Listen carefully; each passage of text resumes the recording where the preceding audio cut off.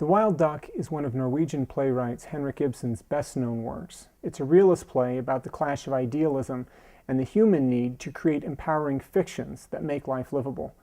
On another level, the play is a comment on art and how it shapes our view of the world and ourselves. I'd like to start with addressing some of the questions about themes in the play before moving on to the adaptation to film. To understand what's going on theatrically in The Wild Duck, I'd like to start by mentioning a few things about an earlier Ibsen play, A Dollhouse, that will put certain things in relief. In A Dollhouse, we see Ibsen lay out his project for realist theater. That is, that the stage is imagined almost as a contiguous part of the world occupied by the spectators. The language in realist theater was to be everyday language. It was supposed to deal with current and pressing social concerns, and to quote a critic contemporary with Ibsen, Georg Brandes, it was meant to put social questions under debate, to expose injustices and to bring them to people's attention. The audience was supposed to sit and observe the action of the play as if they were seeing through a fourth wall into the room. Many of the themes that we encounter in A Dollhouse come back in The Wild Duck. In fact, we even get certain lines that are almost quoted verbatim.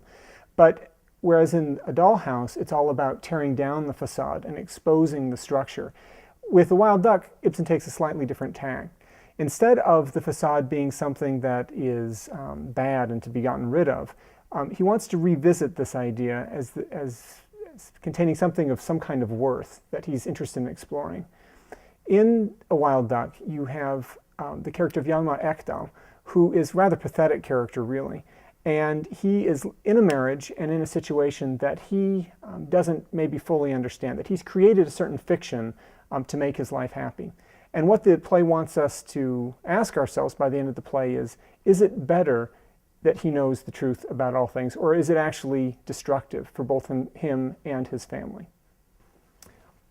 Whereas on the one hand, you have Hjalmar Ekdal that's invested in this idea of the facade, of the fiction, right? He's a photographer that retouches photographs.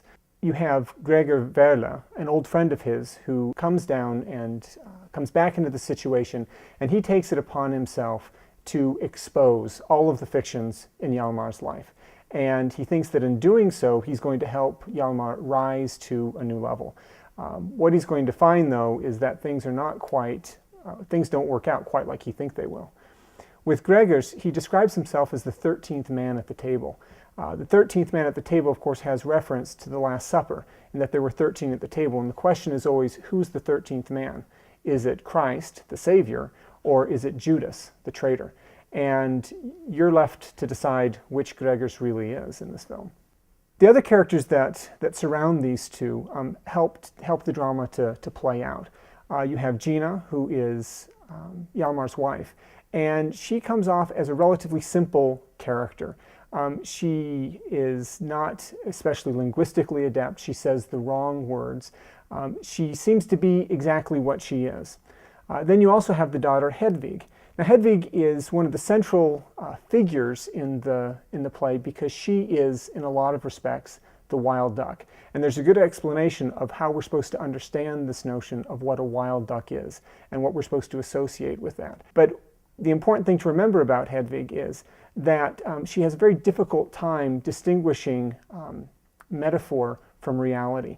And that's going to create a problem. And it has to do, this harkens back to this dynamic that I've introduced to you between the realism of A Dollhouse and then this embrace of theatricality that seems to be going on in The Wild Duck. That Ibsen wants to reevaluate that and to ask the question if there might not be something actually redeeming in the fiction, in theatricality, in these narratives that we have to create for ourselves to help us live our lives. One of the most important spaces in the film is the loft in which the wild duck lives. This is an ambiguous kind of space. It's a space that's somehow both outside and inside. But one of the other significant things is that it's also the space of perhaps the greatest theatricality. This is where people put on these kinds of roles that they play.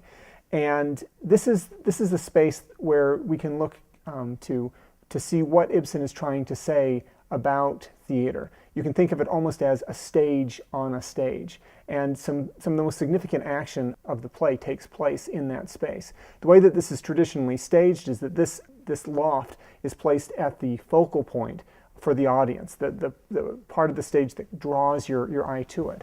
That's not exactly the way that Tancred Ibsen stages this in his film.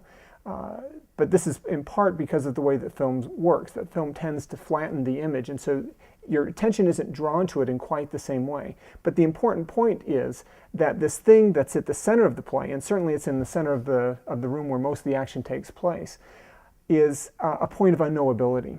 And that is important in this case for Ibsen. In closing, I'd like to mention a couple things about the adaptation of this play to the screen.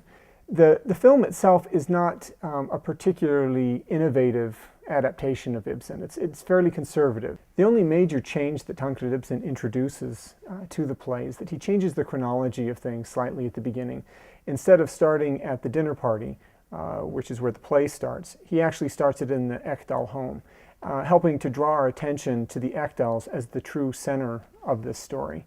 While this adaptation, as I said, is fairly conservative, it still, I think, is interesting as a faithful adaptation, an attempt to be a faithful adaptation of the play. And I hope you enjoy it today.